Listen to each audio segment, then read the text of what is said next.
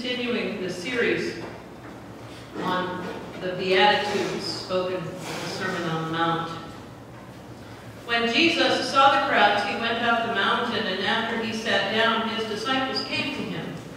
Then he began to speak and taught them, saying, "Blessed are the pure in heart, for they will see God." Thus ends the reading of the word. Thanks be to God.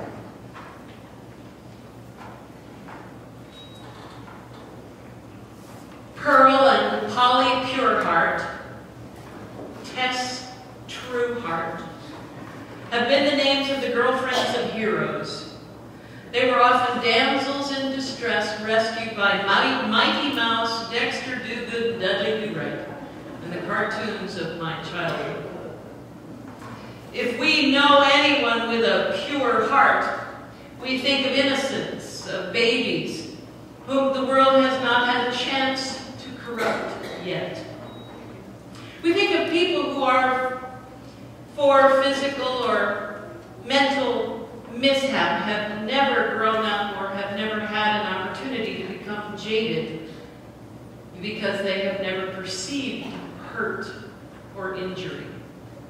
They've never experienced devastating loss, known or been aware of cruelty or oppression or abuse. You're thinking such people don't exist. And if they do, it is their obtuseness or their naivete that keeps them from understanding or comprehending that they have been trounced on or abused or mistreated. Jesus' disciples gathered around him on the mountain. They live in a world where they witness cruelty and oppression every day. It is certainly not through benevolence that the Roman emperor manages the people. It is certainly not through kindness that the Roman occupiers maintain control. And on the other side of that political and social coin are the religious practices and expectations of the Judaism of that day. Since the Babylonian exile, the religious authorities have developed and instructed for the remnant Jews purity laws to be followed to the letter. Now, in order to be in right relationship with God, all are expected to follow the laws of purity. All are expected to wash and cleanse the outside of their bodies on a regular basis. Wash hands before eating, wash one's body before entering the temple or the synagogue, make atonement for sin by cleansing and sacrifice. The purity laws are outlined in the book of Leviticus and are both numerous and detailed. At random, I picked out chapter 5, verse 2 and following.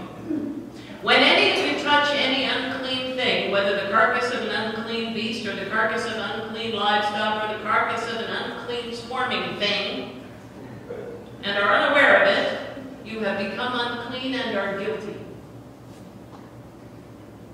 When you realize your guilt, you shall confess the sin that you have committed, and you shall bring to the Lord as a penalty for the sin that you have committed a female from the flock, a sheep or a goat, as a sin offering, and the priest shall make atonement on your behalf for your sin. These laws detail the kind of cleansing that men and women are to undergo in all sorts of circumstances. That undergo cleansing after sexual intercourse, undergo cleansing after childbirth. These purity laws are what distinguished the Jews from their captors, from their oppressors, from all other nations.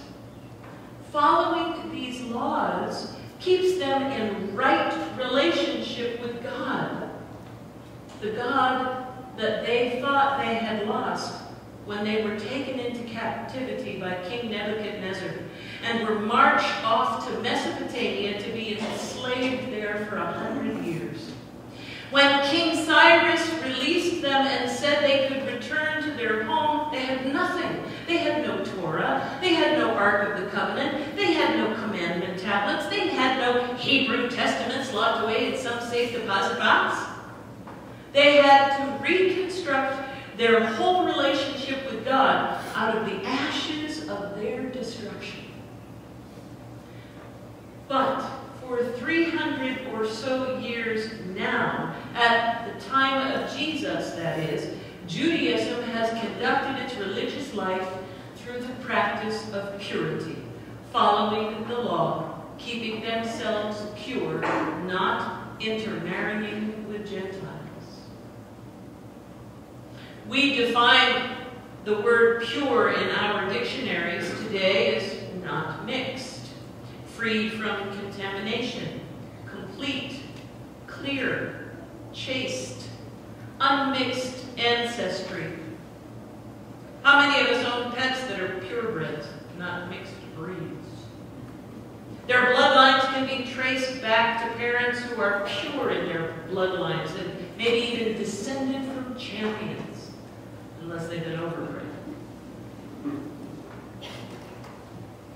Ivory Soap, which has been in business for 131 years, boasted that it was a soap that was 99 and 44 100% pure.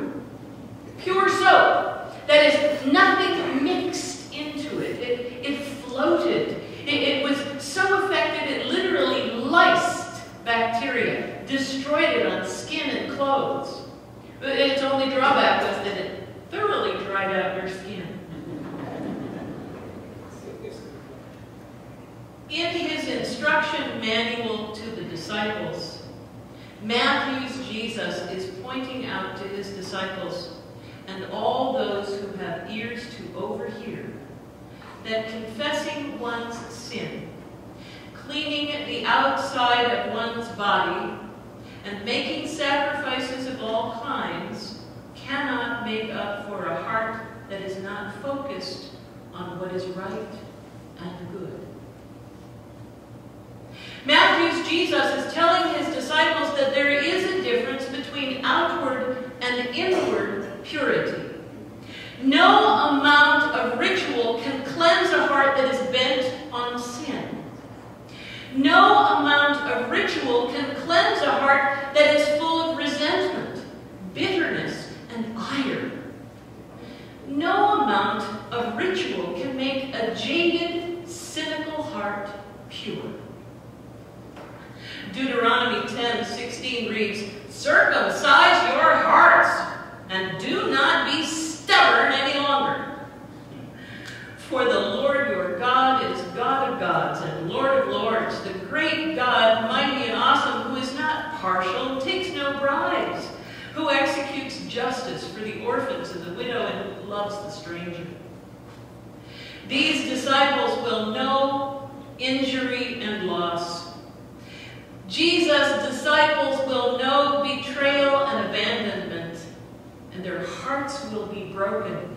Nevertheless, he says, they are to remain steadfast and focused in their devotion to God. They are to live this discipleship manual no matter what.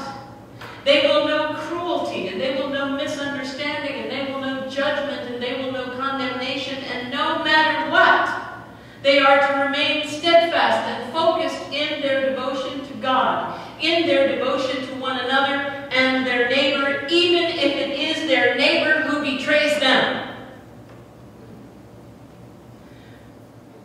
The pure in heart who follow Jesus are not naive. They know injury, they know betrayal, they know disappointment, they know cruelty, they know prejudice, they know condemnation and judgment, but such must not, such cannot, such will not destroy their hearts for God. Thus, for the disciples of Jesus over the next 3 years, the lessons they learn will get tougher, and following Jesus will demand even more of their commitment. They have an opportunity to drop out or keep on learning. The promise that Jesus makes to those who are determined to carry on, those who won't give up in spite of terrible disappointment, those whose love for God, whose love for neighbor is not undone by human frailty, is that they will indeed see God. This incredible imperative travels down 2,000 years to those of us who call ourselves disciples of Jesus Christ today. I loved the movie, The Unsinkable Molly Brown. Actually, her name was Maggie Brown. Perhaps I loved the movie because I loved Debbie Reynolds in the role of that scrappy backwoods girl who rose to prominence and wealth, chin held high, who survived the sinking of the Titanic. It may be that she took a good look at herself in lifeboat number 6 as she urged the crew to turn back and search for survivors. Perhaps it was then that her self-indulgent searching for affirmation, life as a socialite, changed when she came back alive, one of the few. She spent her later years then promoting the issues that she felt strongly about: the rights of workers, women's suffrage, feminism, education and literacy for children, and historic preservation. During World War I in France, she worked with the American Committee for Devastated France to rebuild areas behind the front line, and she helped wounded French and American soldiers. She was awarded the French Legion of Honor for her good citizenship, including her activism and philanthropy in America. The song from the musical that stuck in my mind this week was, "I Ain't Down Yet." I'm going to learn to read and write. I'm going to see what there is to see. So if you go from nowhere on the road to somewhere and you meet anyone, you know it's me. You'll see me carried shoulder high by famous people I've never met. But till I leave the rear, it's from the rear you'll hear, "I ain't down yet." If you read the scriptures, it's pretty apparent that Jesus didn't make it in the organized religious institutions of his day. Every time he preached or taught in the synagogue or the temple, he ruffled someone's feathers. Perhaps that is why he took to preaching on the mountainside and stood on the shore or in boats on the Sea of Galilee. Jesus proved it to us. The apostles proved it to us that we can worship God together in all sorts of places. What we simply must remember is our pledge to continue on the journey of discipleship, loving the Lord our God with a pure heart, with all of our heart and all